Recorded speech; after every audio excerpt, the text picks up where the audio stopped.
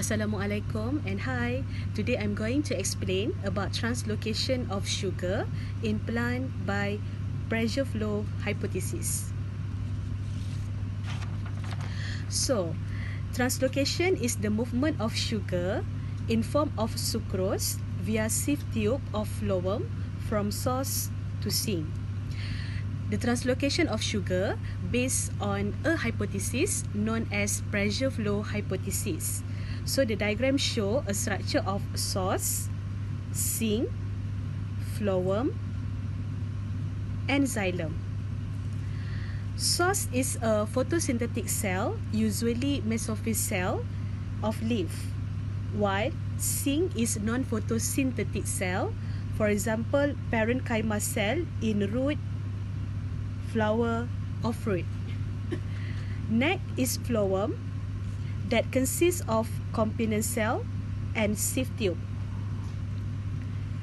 And the last one is xylem. Okay, firstly, photosynthesis occur in source, produce glucose and converted into sucrose. Sucrose is loaded into component cell and eventually in sieve tube by active transport.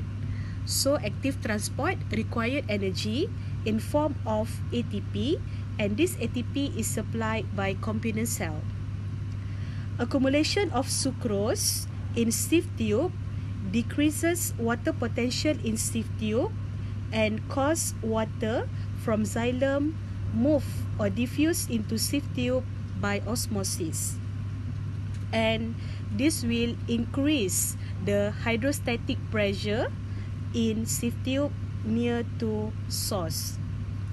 Meanwhile, hydrostatic pressure in sieve tube near to sink is low, and it will create hydrostatic pressure gradient along sieve tube between source and sink.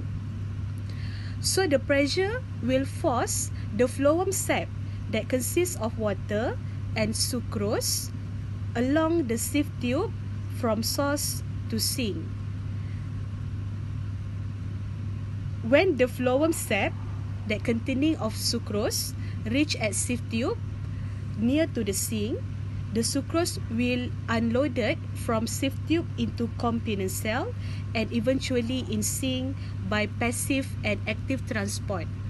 So, water potential in sieve tube near to sink increase and water will diffuse from sieve tube to xylem by osmosis, and it will decrease hydrostatic pressure in sieve tube near to sink. Therefore, the pressure gradient is maintained and allow the translocation of sucrose from source to sink.